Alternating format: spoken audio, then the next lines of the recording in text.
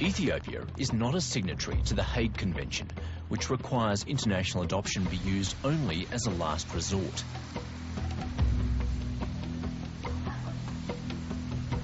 So as a result, a completely unregulated industry has grown up. More than 70 agencies operate here, almost half are unregistered. Corruption, fraud and deception are rife.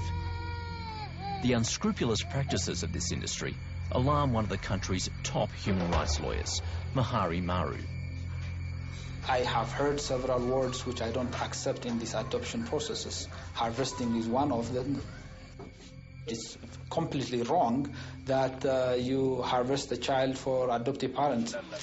If you want your child to be adopted by a family in America, you may stay.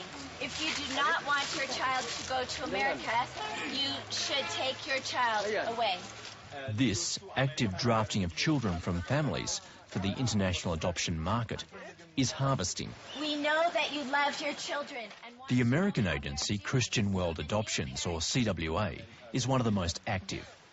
Here, a CWA staffer is seen recruiting children in a remote village in Ethiopia's south, where evangelical Christianity prevails.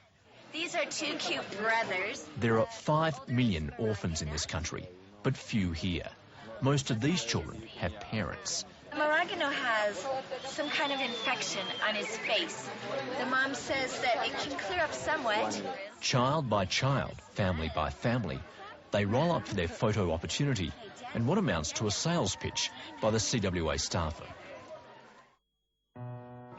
This is Tegen. He's a little abandoned child, and this kind man and his wife have taken him in and are helping him out, but he needs a family. We think he's about 3 years old. CWA's sales pitch is mailed across the United States to families inquiring about Ethiopian adoptions. Californian couple Lisa Bow and her husband Frank chose Tegegni Bakera from CWA's January 2007 DVD catalogue. They run about 6 to 8 hours, and I sat and watched every child. There was one little boy, and he was introduced as an abandoned child who was looking and needed a mommy. And he was just this tiny, beautiful little boy, big eyes, and he looked just horrified, and I just fell in love with him. Lisa Bow was assured, guaranteed, that the little boy was an orphan. But it didn't take long before she had doubts. There was a picture of the people that had found him. And there's a man and a woman in the picture. I point to the woman and he calls her Mama. I would have never brought home a child that has a mom. Never.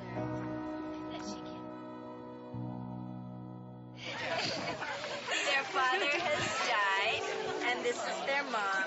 I didn't understand clearly what was happening then, because I was an employee and I was there to obey and to do what I was told to do.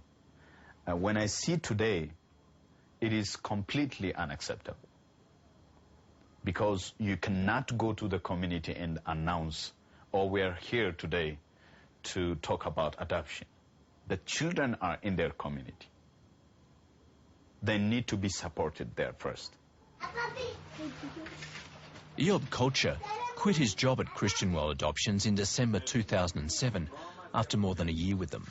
He's still in the international adoption business and runs an orphanage in Addis Ababa.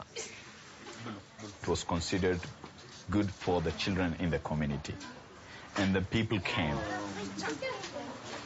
So they were informed that they would go to America, they would live with families.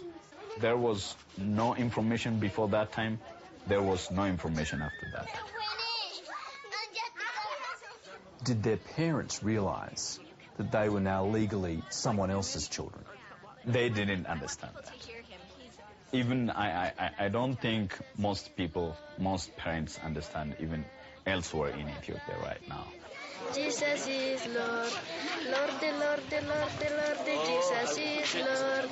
It's the commercialisation of children, isn't it? At what point does that then become trafficking? If a parent or a guardian gives this consent without supplied information to them, then there is a problem. It will fall under trafficking. Hi. Hi. Foreign correspondent contacted CWA's United States headquarters many times during the course of filming this story, seeking a response to claims it harvests children as involved in corrupt practices. But the agency did not respond. We had little choice but to go underground. When we visited CWA's office in Addis Ababa, posing as potential adoptive parents, caseworker Asta Hiru denied the agency harvests children. You don't go to communities and say, do you want to give up your child, for instance? We never do that. Never. And we can't do that. That's illegal, is it? That's illegal. That's against the law.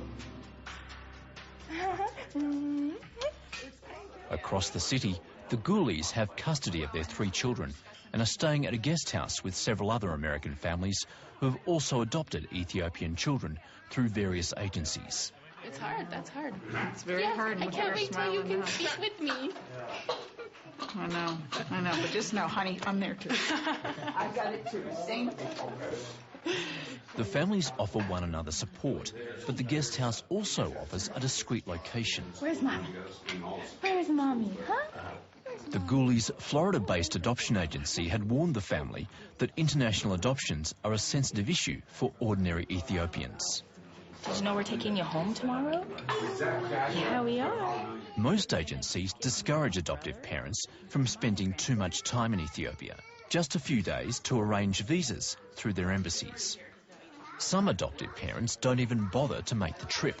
They have their children delivered by an escort service.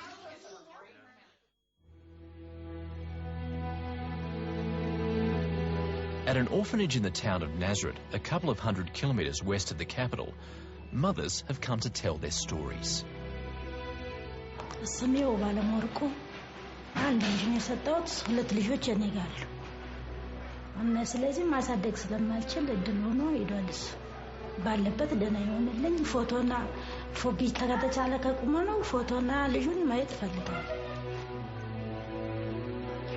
አልጠጠስም ግን ያው ስትወስደው የወሰደችው አድራሻውንም ሆነ አንቺንም እነዚህንም የቀሩትን ልጆች ይረዳል አንቺንም ያው እኔ ያው መረንዳ ነበርኩ በጊዜው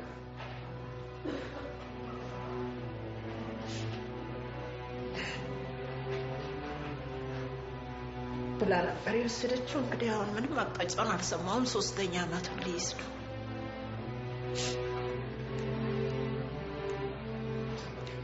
ለመግለጽ ቃላት ያጥረኛል እኔ ለራሴ ለመግለጽ ችግሬን ለመግለጽ ቃላት ነው የሚያጥረኝ ለምን ልጅን የሚያህል ነገር እንጃ እናት ደጅ ወጣ እንኳን እስከምትመለስ ለልጆቿ ምን ያህል እንትናላት እና ይሄን ያህል ጊዜ ለማጥራት ራሱ ቃላት ነው የሚያጥረኝ ለመናገር ራሱ ቃላት ያጥረኝ